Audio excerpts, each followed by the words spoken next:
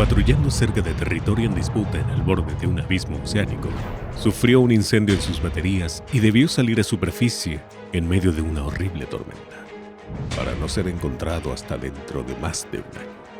Esta es la brutal y última misión del Ara San Juan.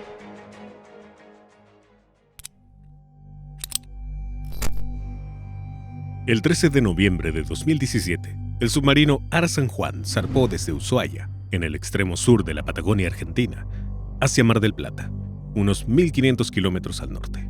A bordo iban 44 tripulantes, 43 hombres y una mujer, la capitán de corbeta Eliana Krausik, primer oficial submarinista mujer de Sudamérica, y la tripulación estaba a cargo del comandante Pedro Martín Fernández. El Ara San Juan tenía la habitual tarea de realizar control en la zona económica exclusiva de Argentina, dada la constante presencia de pesqueros chinos ilegales. La ruta que marcaría el sumergible implicaría un acercamiento a las Islas Malvinas, las cuales se encuentran en disputa desde 1833 y al momento están bajo dominio inglés y están constantemente patrulladas por naves del país. Construido en 1983 en Alemania y operado desde 1985, el San Juan fue un submarino convencional de ataque tipo TR-1700 que contaba con propulsión eléctrica, con 960 unidades de batería de plomo ácido. Estas baterías tenían 1,5 metros de alto y pesaban 500 kilos, y cuando se están recargando emiten gas de hidrógeno, el cual debe ser eliminado por conductos de ventilación. La energía de estas baterías alimentaba un motor eléctrico de propulsión de 4 armaduras y 6.400 kilowatts de potencia que transmitían su movimiento a la hélice. Para la carga de baterías, contaba con 4 motores B16 diésel de 1.200 kilowatts de potencia, que movían a su vez 4 generadores de 4.000 amperios. Estos generadores solo pueden operar en la superficie o cuando se navega a profundidad de periscopio, donde un snorkel toma aire para los motores. En condiciones óptimas, el San Juan podía llegar a soportar aproximadamente 400 metros antes de colapsar, pero la nave presentaba una serie de fallas y su profundidad de inmersión estaba limitada a 100 metros. Realizar patrullaje sería una tarea difícil debido a que el Ara San Juan producía una cantidad anormal de sonido en su hélice como consecuencia de mal funcionamiento, y sería fácilmente detectable por básicamente cualquier embarcación. Lamentablemente las averías no eran algo raro para esta nave, y los valientes tripulantes estaban acostumbrados a trabajar con lo que les ponían en sus manos, quienes decidían cuánto y en qué invertir. Solo en su anterior misión, el Ara San Juan reportó fallos mayores como en el acoplador de comunicación, sistemas de propulsión, pérdida de aceite, falta de pirotecnia de emergencia, instrumentos con lecturas erróneas, y también fue reportado un ingreso de agua de mar a través del snorkel, el cual alcanzó la zona de ventilación de proa, próxima a las baterías. La respuesta del jefe de la Fuerza de Submarinos al fallo fue que solo sucedió una vez en más de 30 inmersiones y no debía ser tema de preocupación. A pesar de las condiciones del sumergible, al principio todo iba bien, y el Ara San Juan seguía su ruta de navegación prevista, pasando cerca de las islas.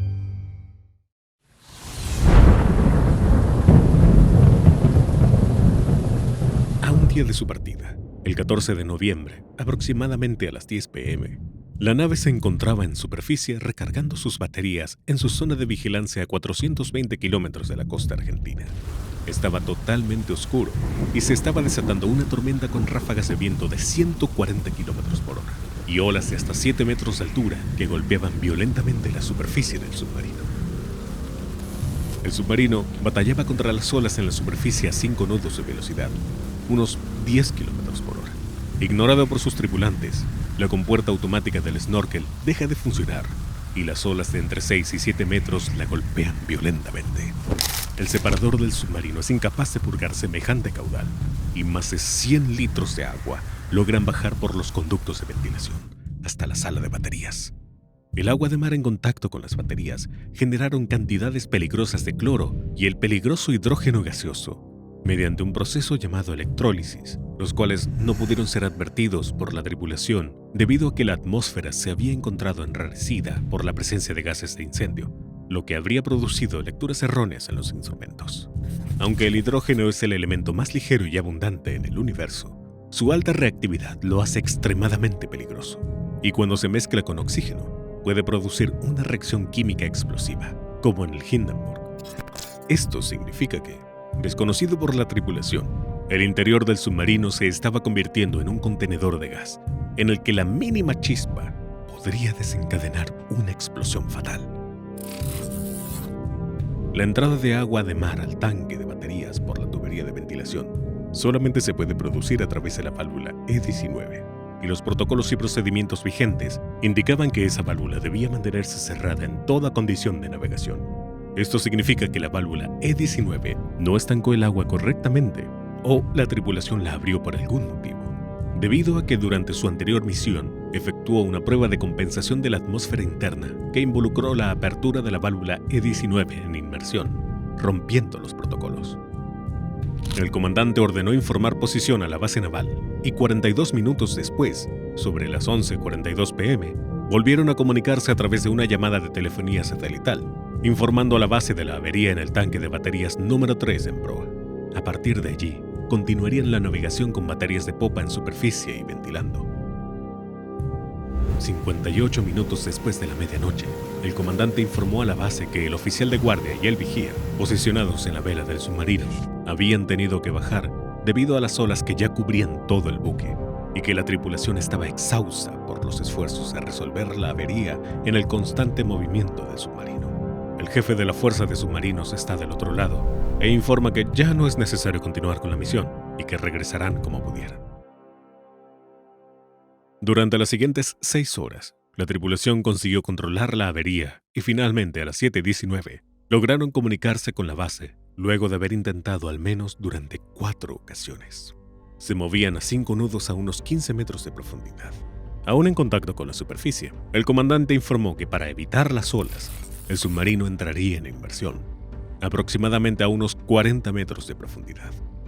La tripulación por fin podría descansar y evaluar el estado de las baterías. Sin ellos saberlo, esta sería la última comunicación del ARA San Juan con la base naval de Mar del Plata. Esta avería fue subestimada por toda la cadena de comando. Los incendios en los tanques de baterías son sumamente difíciles de extinguir y obligan en todos los casos a que el submarino se mantenga en superficie para expulsar los gases producidos por estas. Luego de la última comunicación, el San Juan se sumerge a 40 metros de profundidad e inicia tareas de reparación de las baterías. El agua está más tranquila y se puede trabajar y descansar con comodidad sin las olas insoportables de la superficie.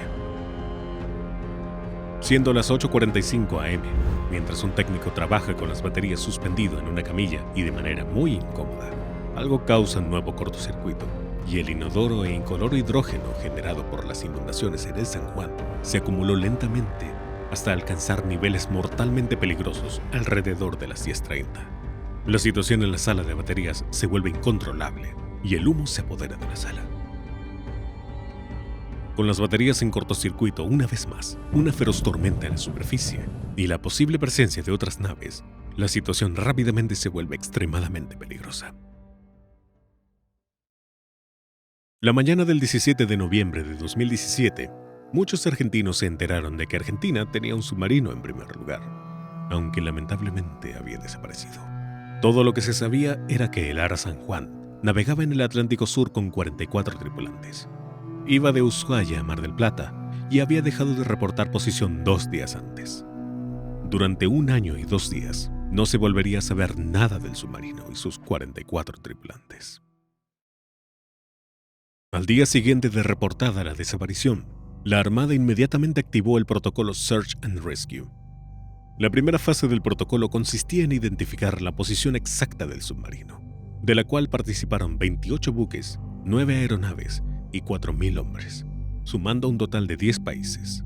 La segunda y última fase consistía en mantener vivos a los submarinistas en caso de que fueran encontrados, pero el tiempo era escaso. Al día siguiente de la difusión de la noticia, la Armada detectó varios intentos de comunicación desde el área de búsqueda que podían corresponder al teléfono satelital del submarino. Ese mismo día, se confirmó que una balsa que había sido detectada en el área no era parte de las balsas de rescate del San Juan. Todo eran falsas alarmas. Nadie sabía nada. Las horas pasaban y los escenarios imaginados eran 3. El ARA San Juan estaba perdido en alta mar. Incomunicado y sin propulsión, había quedado a voluntad del mar, que lo alejaba permanentemente del área de búsqueda. Segundo, la nave estaba agazapada en inmersión El Ara San Juan se había posado en el lecho marino para ahorrar energía hasta solucionar sus problemas técnicos. El tercer escenario era el más perturbador. Las 44 personas estaban atrapadas en el fondo del mar, viendo cómo se les agotaba el oxígeno, la energía y la esperanza. También había un cuarto escenario del que nadie quería hablar. Por alguna razón, el submarino ya se había hundido y los 44 tripulantes yacían junto al buque en el fondo del mar. Todos los escenarios eran incomprobables y no había más remedio que esperar. Una estación de la Organización del Tratado de Prohibición Completa de Ensayos Nucleares, ubicada en una isla remota, identificó lo que describieron como un evento anómalo, singular, corto, violento y no nuclear, consistente con una explosión, y fue informado por la Armada el jueves 23 de noviembre de 2017, pero aún no daban información concluyente. Si algunas esperanzas quedaban, estaban puestas en el extremo profesionalismo de los submarinistas. Tristemente, los protocolos de salvataje en el mar empezaban a dictar el fin de la búsqueda, y a los 13 días, la Armada anunció que ahora solo buscarían al submarino en el fondo del mar. Esto supuso el fin de las esperanzas de encontrarlos con vida, y para los familiares, esto fue inaceptable. El 17 de abril de 2018, a 5 meses de la desaparición del submarino, el gobierno nacional finalmente decidió contratar un servicio de búsqueda submarina a cargo de la empresa estadounidense Ocean Infinity, la cual se comprometió a buscar el Ara San Juan en un área de unos 7.000 kilómetros cuadrados durante 60 días, a cambio de un pago de 7,5 millones en caso de encontrarlo. El Seabed Constructor zarpó el 7 de septiembre de 2018 y a las 19:30 de ese mismo día ya estaban inspeccionando el fondo del mar en busca del Ara San Juan. La tarea era titánica: encontrar en el fondo del mar un submarino de 60 metros en un área de casi 7.000 kilómetros cuadrados, pero contaban con la tecnología de búsqueda submarina más avanzada del mundo, los robots submarinos UAV y ROV, que fácilmente detectaban anomalías en el fondo del mar. Los gráficos que registran los UAV son representaciones visuales en 3D, como una especie de Google Earth submarino en baja resolución. Cuando algunos de esos gráficos mostraban una forma irregular, la tripulación lanzaba los ROV, que funcionaban como robots de confirmación. Hubo miles de contactos falsos, todos identificados, analizados y descartados. Los días y las semanas pasaron y solo faltaban 12 días para que terminara el plazo establecido en el contrato, cuando la empresa Ocean Infinity debía retirarse por mantenimiento. Pero aún había una pequeña esperanza. Los sensores de los barcos, e incluso los sensores de los UAV y ROV, la tecnología de búsqueda más avanzada, tienen un margen de error. Cuando rastrillan el fondo del mar, lo hacen como si estuvieran barriendo una superficie irregular, una alfombra llena de pequeñas montañas, junto a pequeños valles o sombras que no pueden ser barridos. Como los UAV estaban configurados a una baja resolución de imagen para abarcar más espacio, si se reducía el espacio de búsqueda, se podía aumentar la resolución y así eliminar las zonas de baja visibilidad. Con la nueva configuración de los robots a favor y un área reducida, una vez más decidieron ubicar el epicentro de la búsqueda en la última posición de las 8:37 y un radio consistente con la máxima distancia que pudieron haber cubierto si viajaban a 5 nudos. Pasaban las horas y los días y los resultados aún eran los mismos. Contactos identificados, analizados y descartados, y así se consumieron 11 de los 12 días finales de la búsqueda. Hasta que ocurrió lo inesperado. En la última noche, un geólogo francés a bordo del Seabed Constructor llamó a los encargados de análisis de datos. Tenía un punto. Lo primero que hicieron fue desplegar lentamente el ROV. En la sala de control estaban todos expectantes. Cuando el ROV llega al fondo del mar, comienza a avanzar y lo primero que ve es un tubo largo de aire comprimido. Y comienza a avanzar entre un camino de escombros inidentificables. Vela, casco y hélice aparecieron como piezas de un rompecabezas. 1 año y un día después de su última comunicación, finalmente fue encontrado el Ara San Juan a 920 metros de profundidad, en el borde de un cañón submarino. El técnico intenta desesperadamente solucionar la avería. Al ver que la situación era crítica, decidió detener sus intentos y avisar al resto de la tripulación para poder comenzar los protocolos de emergencia. De pronto, un movimiento del técnico provoca un chispazo en la batería, ignicionando una violenta explosión que en 30 milisegundos se desplazó a lo largo de todo el submarino. El submarino no colapsa debido a la fortaleza de su casco diseñado para resistir altas presiones, pero la explosión interna que se habría registrado en el interior debió afectar a toda o gran parte de la tripulación. Dado que el evento explosivo se había registrado en el sector de proa, que alberga la mayor parte de la dotación, es probable que los mismos se hayan visto incapaces de actuar, la mayoría de ellos muriendo instantáneamente y el resto de ellos quedando inconscientes o severamente heridos. Una sobrepresión de 2 bares puede ser letal, y de entre 10 y 12 bares se espera la fatalidad del 50% del personal expuesto. Sin nadie con la habilidad de enviar señales de emergencia y mucho menos navegarlo a la superficie, el submarino empieza a descender en caída libre a una tasa de 1.1 metros por segundo.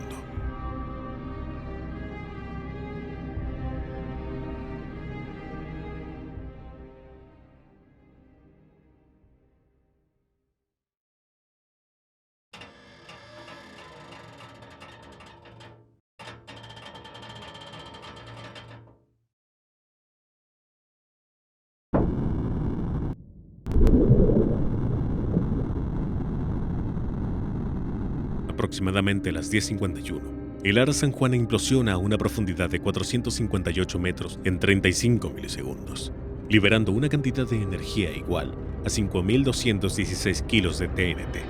La muerte de los que aún estuvieran con vida fue instantánea. La compresión extrema debido a la presión del agua, que pudo alcanzar hasta 500 veces la presión atmosférica, causó que los pulmones y otros órganos internos colapsaran de inmediato. La fuerza de la compresión también haría que los tejidos blandos se desintegraran y los huesos se fracturaran, lo que resultaría en una masa de fluidos corporales, tejidos y huesos. La fuerza de ese evento dividió al San Juan en varias secciones principales y creó una enorme señal acústica que se detectó a distancias de hasta 7.730 kilómetros. El casco del San Juan, ahora en varias secciones principales, impactó en el fondo a aproximadamente las 10:53 en el borde de un cañón submarino a una profundidad de 920 metros. Los drones submarinos captaron alrededor de 67.000 fotografías en alta resolución y una serie de registros fílmicos que alcanzaron los 20 terabytes. Toda esa información se almacenó en discos duros y en ellos están las pruebas para saber lo ocurrido en el submarino. Desde la desaparición del San Juan, emergieron todo tipo de hipótesis sobre lo que pudo haber ocurrido. Varias de ellas apuntaron a un ataque externo. Se dijo que pudo haber sido hundido por un pesquero chino con el que había tenido un contacto en un viaje anterior, que podían haber sido torpedeados por un submarino inglés mientras realizaba tareas secretas en la zona de las Islas Malvinas, o que pudo haber explotado al tocar una mina submarina que habría quedado de la guerra. Algunos llegaron a plantear incluso que hubiese sido hundido por error por un buque argentino, pero las pruebas aportadas por los drones submarinos derribaban todas las hipótesis. Las imágenes mostraban el casco del submarino entero, deformado pero sin rupturas. Otra hipótesis apuntaba a que el submarino no estaba en condiciones de zarpar en primer lugar. Quienes aún sostienen esta versión se basan en un informe que registró una serie de anomalías en el último viaje del submarino, en julio de 2017, 4 meses antes del hundimiento. Ese informe de novedades no fue tenido en cuenta a la hora del zarpado. Un oficial retirado, el excomandante Barrio Nuevo, dijo: "Yo fui comandante del Ara San Juan, y en estas condiciones solo lo mando a la guerra". El 31 de enero de 2020, la Cámara Federal de Apelaciones confirmó los procesamientos de 4 marinos y revocó los de otros 2 por 3 delitos relacionados a la tragedia. Y en julio de 2020, la Comisión Bicameral del Congreso presentó el informe final. A lo largo de 170 páginas, enumeraron una larga lista de errores e irresponsabilidades. En primer lugar, se destacó que toda la cadena de mando subestimó el estado del submarino. Una entrada de agua similar al tanque de baterías, valores de concentración de hidrógeno superiores a lo permitido en un viaje anterior y la falta de práctica con la que la tripulación del Ara San Juan había llegado a ese viaje. La búsqueda de respuestas y justicia continúa para las familias de las víctimas, que demandan saber quién es el responsable del trágico hundimiento del Ara San Juan. Mientras tanto, la investigación se centra en los 4 miembros de la Armada que enfrentan cargos.